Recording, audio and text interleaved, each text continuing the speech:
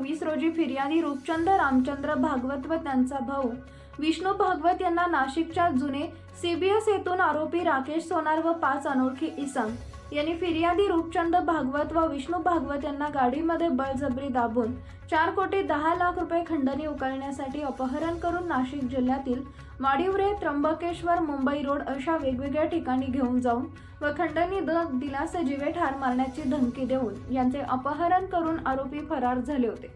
या घटनेचा सरकारवाडा पोलीस ठाणे गुन्हा रजिस्टर नंबर 69/2024 भारतीय दंडविधान संहिता कलम 364-334 प्रमाणे दिनांक 29/2/2024 रोजी गुन्हा दाखल होता। या घटनेचा तपास वरिष्ठांच्या आदेशाने गुंडा विरोधी पथक नाशिक रोड इथं गस्त घालत असताना गुंडा विरोधी पथकाचे अंमलदार अक्षय गांगुर्डे व गणेश भागवत यांना गुप्त बातमीदारामार्फत बातमी मिळाली की सराईत गुन्हेगार राकेश सोनार हा गुन्हा